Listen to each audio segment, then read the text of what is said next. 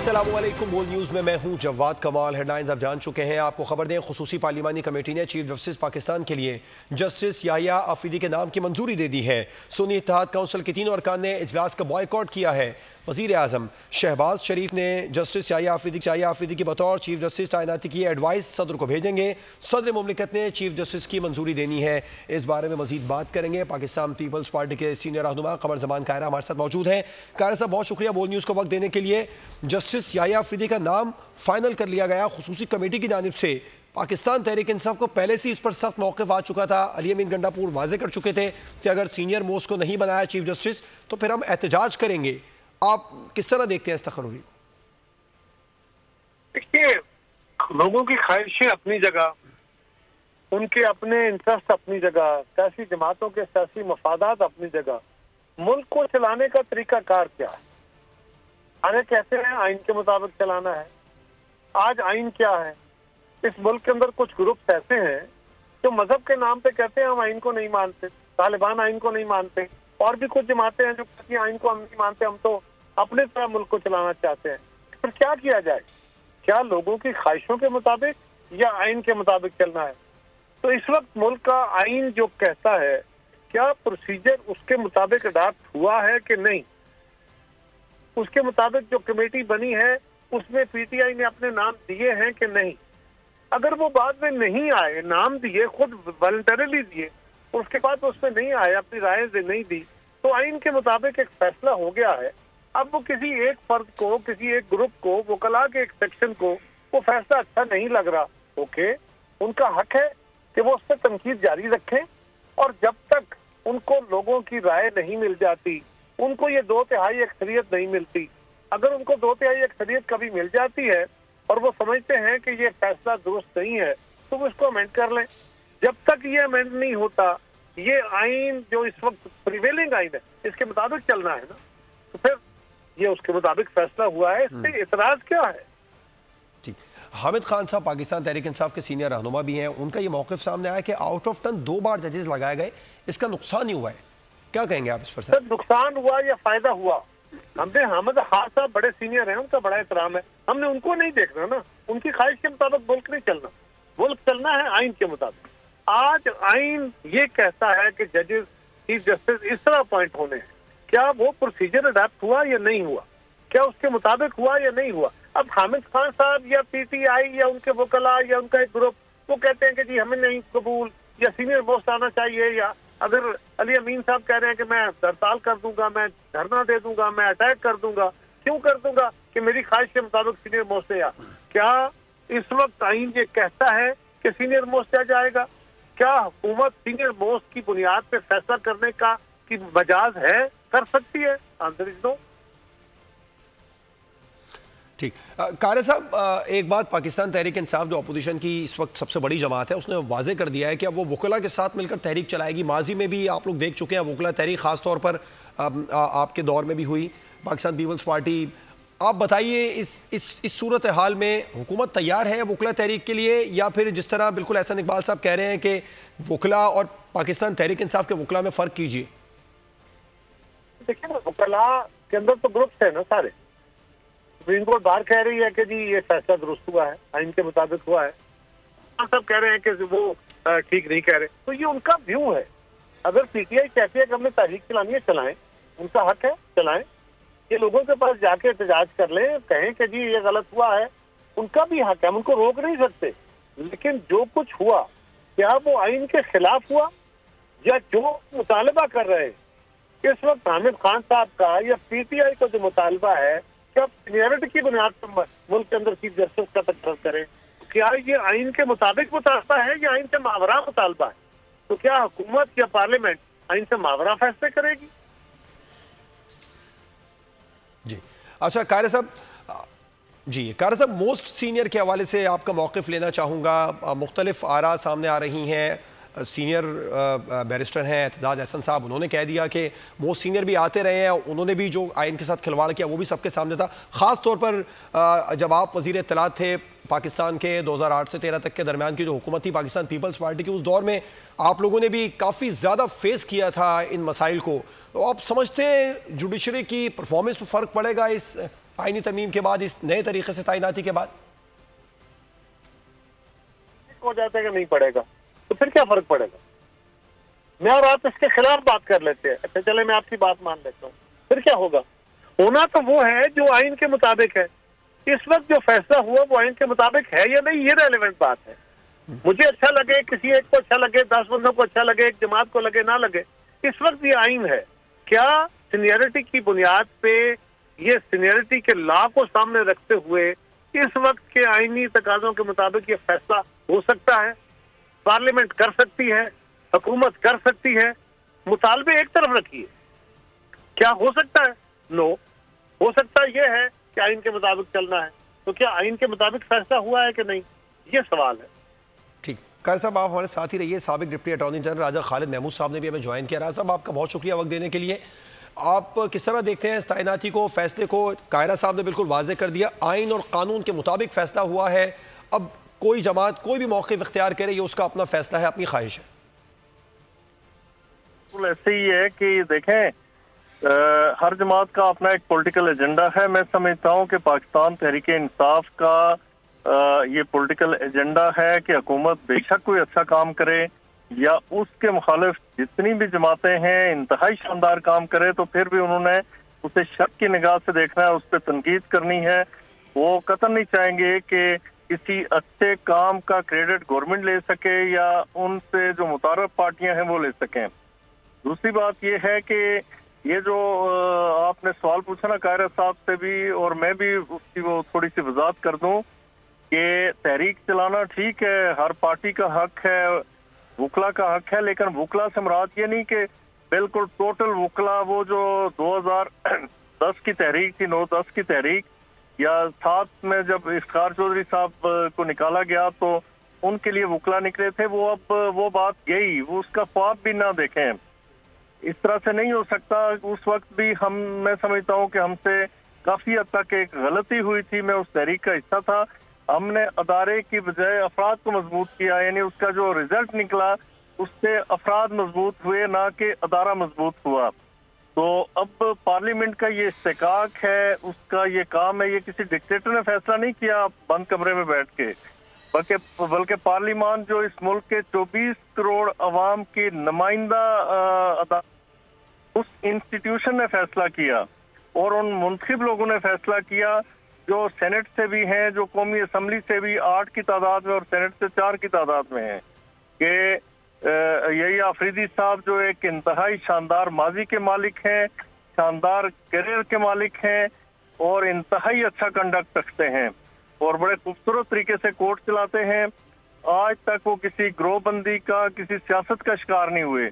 और मजीद खुशाइंद बात यह है कि उनका ताल्लुक एक छोटे सूबे से है। इसका मतलब ये है कि यानी इससे हट के कि उस सूबे में किसकी गवर्नमेंट है, उसका हुकूमत के साथ क्या सलूक है, वो एजेंसियों के बारे में क्या कहते हैं, इस मुल्क के अदारों के बारे में क्या कहते हैं, तो उन्होंने उसी सूबे का एक सपूत चीफ जस्टिस ऑफ पाकिस्तान के लिए चुना है। तो जिसका मतलब ये निकलता है कि पाकिस्तान ये फैसला it is totally based on merit, ना ही इसमें के अंदर कोई डिस्क्रिमिनेशन है।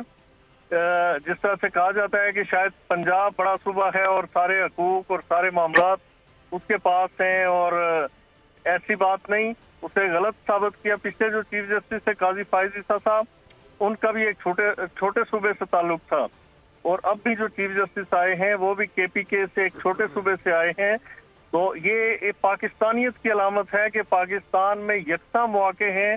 आप अपनी सलाहियत की बुनियाद पे, अपनी लियाकत और एहलियत की बुनियाद पे किसी भी बड़े मनसब तक पहुंच सकते हैं, जिसका बेयन सबूत मैं कहता हूं कि आज चीफ जस्टिस ऑफ पाकिस्तान के मनसब पर यही आफरीदी साहब कित कर रही है। ठीक, राजा साहब हमारे साथ ही रहिए। माहिर कानून बैरिस्टर ज़फ़रुल्लाह साहब ने भी हमें ज्वाइन किया है। बैरिस्टर साहब आपका बहुत शुक्रिया। आप किस तरह देखते हैं, एक नए तरीके से चीफ जस्टिस ऑफ पाकिस्तान की तकर्री हुई है और आइन और कानून के बिल्कुल मुताबिक हुई है, यही मौक़िफ़ हुकूमती जमातों का भी सामने आ रहा है। पाकिस्तान तहरीक इंसाफ इस पर सख्त मौक़िफ़ अपनाए हुए है। उसका मौक़िफ़ है कि वो अब एहतजाज करेगी, वकला के साथ मिलकर एहतजाज करेगी। आप क्या देख रहे हैं मुस्तक़बिल का मंजरनामा?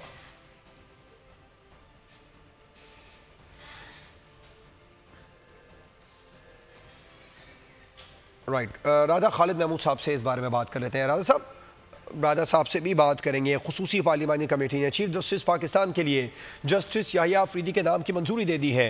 सुन्नी इत्तेहाद काउंसिल के तीनों अरकान ने इजलास का बॉयकॉट किया। वज़ीर आज़म शहबाज शरीफ ने जस्टिस याहिया अफरीदी के बतौर चीफ जस्टिस तैनाती के एडवाइस सदर को भेजेंगे और सदर मुमलिकत नए चीफ जस्टिस की मंजूरी देंगे। और आपको ये भी बताते चलें कि खुसूसी पार्लिमानी कमेटी ने चीफ जस्टिस पाकिस्तान के लिए जस्टिस याहिया अफरीदी के नाम की मंजूरी दी। सुन्नी इत्तेहाद काउंसिल की जानिब से जो 3 अरकान थे उनके नाम ये थे बैरिस्टर गौहर और सेनेटर अली जफ़र, हामिद खान। इन तीनों ने इजलास का बॉयकॉट किया। वज़ीर आज़म शहबाज शरीफ अब जस्टिस याहिया अफरीदी के बतौर चीफ जस्टिस तैनाती के एडवाइस सदर मुमलिकत को भेजेंगे। सदर मुमलिकत नए चीफ जस्टिस की मंजूरी देंगे। चीफ जस्टिस के ओहदे के लिए नामजद जस्टिस याहिया अफरीदी आइन और कानून की हुक्मरानी और पार्लियामेंट की बालादस्ती को मुकद्दम समझे जाने वाले जज हैं। बैरिस्टर ज़फ़रुल्लाह माहिर कानून हमारे साथ मौजूद है, आपसे बात करेंगे। बैरिस्टर साहब, आप किस तरह देखते हैं, नए तरीके से तैनाती हुई है, अब अदलिया में जो ज़ेर अल्तवा मुकदमात हैं उनको फौरी तौर पर आप सॉल्व होता देख रहे हैं? अदालती कारकर्दगी पर फ़र्क पड़ेगा? जो हुकूमती मौक़िफ़ था। पाकिस्तान की आवाम को मुबारक हो कि एक छोटे सूबे से और ख़ास तौर पर साबका फातह से चीफ जस्टिस बने। क्या अच्छी बात है। सदर पाकिस्तान सिंध से, वज़ीर आज़म पंजाब से और चीफ जस्टिस की फातह से, ये भी खुशकिस्मती है। नॉन कंट्रोवर्शियल हैं, बड़े मुअज़्ज़ज़ हैं, कभी कोई किसी कंट्रोवर्सी में नहीं पड़े और हमें उम्मीद है कि उनकी लीडरशिप में सुप्रीम कोर्ट में इस्लाहात होंगी और जो 15-15, 20-20 साल से केसेस पड़े हैं वो ख़त्म होंगे।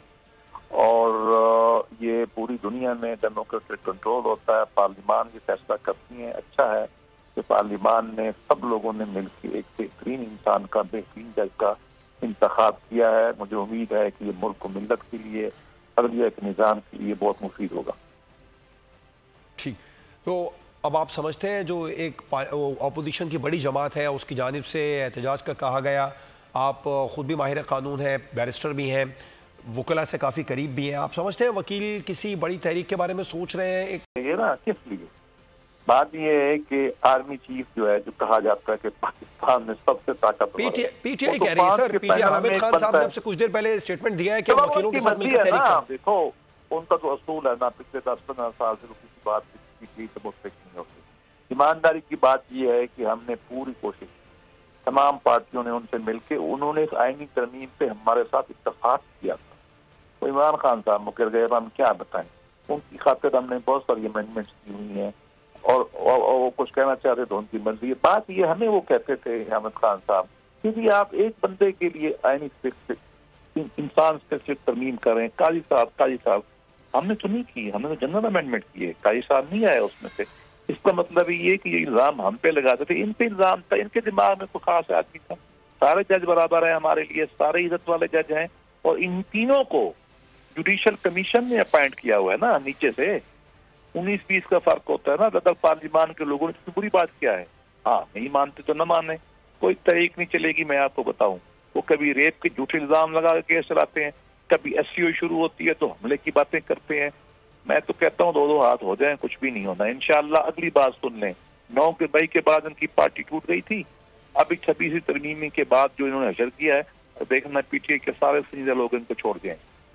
कब तक ये लोग लड़ते रहेंगे, कब तक ये आग लगाते रहेंगे? तो मिल बैठे, कितनी ग्रेस दिखाई हम तमाम ने मिल के बैठ के इनको। कल तो इन्होंने पार्टी में अपने नाम दिए थे कि हमारे 3 नुमाइंदे होंगे, हमने बुलाया आए नहीं। ये कोई तरीका करने वाला? ये जमहूरी तरीका है? चलो कर लें, जो कुछ करना देख लेंगे हम। बिल्कुल ठीक है। बैरिस्टर ज़फ़रुल्लाह साहब माहिर कानून बोल न्यूज़ से बात करें तो आपका शुक्रिया। चीफ जस्टिस के ओहदे के लिए नामजद जस्टिस याहिया खान अफरीदी आइन और कानून की हुक्मरानी और पार्लियामेंट की बालादस्ती को मुकद्दम समझने वाले जज हैं। जस्टिस याहिया अफरीदी को उसूल पसंद और आइन पर चलने वाला जज माना जाता है। एक नज़र जस्टिस याहिया खान अफरीदी की ज़िंदगी पर। खैबर पख्तूनख्वा से ताल्लुक़ रखने वाले जस्टिस याहिया खान अफरीदी 23 जनवरी 1965 को डेरा इस्माइल खान में पैदा हुए। कानून की इब्तदाई तालीम पाकिस्तान से हासिल करने के बाद बरतानिया की कैम्ब्रिज यूनिवर्सिटी से आला तालीम हासिल की। जस्टिस आफरीदी ने दरस व तदरीस से वाबस्ता रहने के साथ बतौर प्रोफेशनल वकील अमली जिंदगी का आगाज किया। Justice Afridi additional advocate general Khyber Pakhtunkhwa भी रहे। 2010 में एडिशनल जज पेशावर हाई कोर्ट तैनात हुए। 2012 में पेशावर हाई कोर्ट में मुस्तकिल जज बने। 2016 में पेशावर हाई कोर्ट के चीफ जस्टिस मुकर्रर हुए। जस्टिस याह्या खान आफरीदी को 2018 में सुप्रीम कोर्ट में लाया गया। जस्टिस याह्या खान आफरीदी ने मुतअद्दिद अहम फैसले तहरीर किए। काजी फाइज ईसा के खिलाफ सदारती रेफरेंस की मुखालफत की। तहम काजी फाइज ईसा की दायर दरखास्त की मुखालफत करते हुए फैसला दिया कि सुप्रीम कोर्ट के जज का 184 के शेख 3 की दरखास्त दायर करना नहीं बनता। PDM हुकूमत के खिलाफ डी चौक पर किए गए PTI के एहतजाज पर बानी तहरीक इंसाफ के खिलाफ तौहीन अदालत की कार्रवाई का फैसला दिया। जस्टिस याह्या खान आफरीदी ने ताहियात नाअहली खत्म करने के फैसले की भी मुखालफत की। जस्टिस आफरीदी ने फौजी अदालतों में सिविलियन के ट्रायल की भी मुखालफत की। उन्होंने रिकोडेक प्रोजेक्ट से मुतालिक बेंच में सदारती रेफरेंस पर राय देने में मोहतात तरीका इख्तियार करने की तजवीज़ दी थी। एक और अहम मामले को बुलेटिन का हिस्सा बनाते हैं। जो कुछ प्रेस कॉन्फ्रेंस में कहा, जबरदस्ती कहलवाया गया। अख्तर मेंगल के साथ जबरदस्ती प्रेस कॉन्फ्रेंस कराए जाने पर कासिम रोंझो का वीडियो बयान मंजर आम पर आ गया है। BNP मेंगल के मुनहरिफ सेनेटर कासिम रोंझो के बेटे ने दावा किया कि उनके वालिद को जबरदस्ती सेनेट लाकर इस्तीफा दिलवाया गया, जबकि वालिद पहले ही मुस्ताफी हो चुके थे। जोर जबरदस्ती करके झूठ बुलवाया गया। BNP के मुस्ताफी सेनेटर्स कासिम रोंझो ने सब सच बता दिया। वीडियो बयान भी मंजर आम पर आ गया। आज मुझे पार्टी के सरबराह ने और उनके कारकुनों ने ले जाके सेनेट में एक प्रेस कॉन्फ्रेंस जबरदस्ती करवाई मुझसे, और वो टोटल फैब्रिकेटेड झूठ और उस पर मुबनी है। जबरदस्ती के अल्फाज थे जो आगे लिखे हुए थे कि भाई मुझे घर से उठाया गया या क्या किया। मैं घर पे ही मौजूद था 15 दिन से, घर पे कोई ऐसा बात है ही नहीं। प्रेस कॉन्फ्रेंस में की गई बातों की तरदीद कर दी। मुस्ताफी सेनेटर्स कासिम रोंझो के साहबजादे ने भी वालिद के मौक़िफ़ की तायद की। BNP मेंगल के सरबराह भी साथ मौजूद थे। BNP मेंगल के एक्स MPs भी मौजूद थे। जो सेनेटर साहब को इस्तीफा वो पहले सुबह दे चुके थे, जो उनको वापस वो ले जाया गया सेनेट में और उनको इधर से उधर घसीटा गया। 73 ईयर्स ओल्ड उनकी डायलिसिस पेशेंट हैं। उसके बाद उन्हें जबरदस्ती प्रेस कॉन्फ्रेंस क़यादत की मौजूदगी में कराई गई थी। BNP क़यादत के रवैये की शदीद मजम्मत करते हुए बताया कि उनके वालिद पहले ही मुस्तफ़ी हो चुके थे। 73 साला बुजुर्ग को इस्तीफा दिलवाने के लिए सेनेट में घसीटा गया। पार्टी पॉलिसी के खिलाफ आईनी तरमीम के हक में वोट देने पर कासिम रोंझो ने सेनेट की नशिस्त से इस्तीफा दिया। मखसूस नशिस्तों के अक्सरियती फैसलों में आइन के 2 आर्टिकल्स में तरमीम की गई। जजेस को आइन में तरमीम का इख्तियार नहीं है। चीफ जस्टिस और जस्टिस मंदुखेल ने इख्तलाफी नोट जारी कर दिया। चीफ जस्टिस ने लिखा कि उम्मीद है अक्सरियती जज गौर करके गलतियां दूर करेंगे। 8 जज वजाहत के लिए कहाँ इकट्ठे हुए, ये मुअम्मा है। सुप्रीम कोर्ट में मखसूस नशिस्तों का केस, चीफ जस्टिस काजी फाइज ईसा और जस्टिस मंदुखेल का इख्तलाफी नोट जारी। चीफ जस्टिस काजी फाइज ईसा ने लिखा, फैसले में आईनी खिलाफ वर्जियों और कोताहियों की निशानदही उनका फर्ज है। उन्होंने उम्मीद जाहिर की कि अक्सरियती जज गौर करके गलतियां दुरुस्त करेंगे। पाकिस्तान का आइन तहरीरी और आसान जुबान में है। उम्मीद है कि अक्सरियती जज यकीनी बनाएंगे कि पाकिस्तान को आइन के मुताबिक चलाएंगे। चीफ जस्टिस ने लिखा, अक्सरियती फैसले में केस की बुनियादी चीजें नजरअंदाज की गयी। इख्तलाफी नोट में लिखा कि वजाहत के लिए किसी ने इस्तदा की, न फैसले में कोई मंतक पेश की। फैसले के बाद दोबारा दरखास्त नजरसानी की ही आ सकती है, जो वही बेंच सुन सकता है। वजाहत के लिए रजू करने की माजी में कोई मिसाल नहीं मिलती। वजाहत के मामले पर 8 जजेस ने खुद को बाकी मेंबरान से अलग कर लिया। वजाहती दरखास्तें चैम्बर में सुनने का हुक्म देकर कामयाबी से कानून साजी की गई। चीफ जस्टिस ने लिखा, 8 जजेस का 12 जुलाई और 23 सितंबर को तफसीली फैसला गलतियों से भरपूर है। 8 अक्सरियती जजों की 14 सितंबर और 18 अक्टूबर की वजाहतों में भी आईनी गलतियां हैं। जजों ने अपनी अलग वर्चुअल अदालत कायम की है। चीफ जस्टिस का कहना था कि अक्सरियती जजों ने वर्चुअल अदालत लगाकर वजाहत के लिए PTI को इलेक्शन कमीशन से रजू करने की इजाजत दे दी। 13 रुकनी बेंच के बजाय अपनी 8 रुकनी अदालत लगा ली। 8 जज वजाहत के लिए कहां इकट्ठे हुए, ये एक मुअम्मा है। 8 जजों की वजाहत का फैसला आर्टिकल 51 और आर्टिकल 106 की तरमीम है। जजों को आइन में तरमीम का कोई इख्तियार नहीं है। लाहौर हाई कोर्ट में प्रैक्टिस एंड प्रोसीजर एक्ट में सदारती ऑर्डिनेंस के जरिए तरमीम के खिलाफ केस की समाअत दरखास्त गुजार की सीनियर वकील ने बरवक्त पेश न होने पर अदालत ने बरहमी का इजहार किया। Chief justice of Lahore high court ने रिमार्क्स दिए कि दरखास्त गुजार का वकील अक्सर इस अदालत में बर वक्त पेश नहीं होता। चीफ जस्टिस की अदालत में मुकर्रर केसेस छोड़कर दूसरी अदालतों में जाना गलत है। ऐसा अमल तौहीन अदालत के जुमरे में आता है। अदालत ने समाअत बगैर कार्रवाई की मुलतवी कर दी। बुशरा बीबी को खवातीन वार्ड में इंतहाई महफूज सेल में रखा गया है। सुपरिटेंडेंट जेल की इजाज़त के बगैर सेल में दाखिले की इजाज़त नहीं है। बुशरा बीबी के साथ इंतहाई पेशा वाराना तरबियत याफ्ता अमला भी तैनात है। अडियाला जेल इंतजामिया के बुशरा बीबी से मुतालिक रिपोर्ट अदालत में जमा करा दी।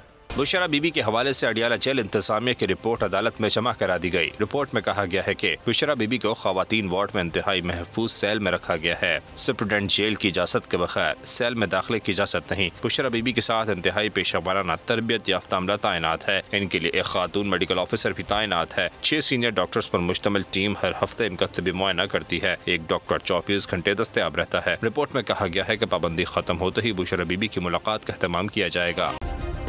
सब्सक्राइब करें और बेल दबाएं ताकि कोई खबर रह न जाए।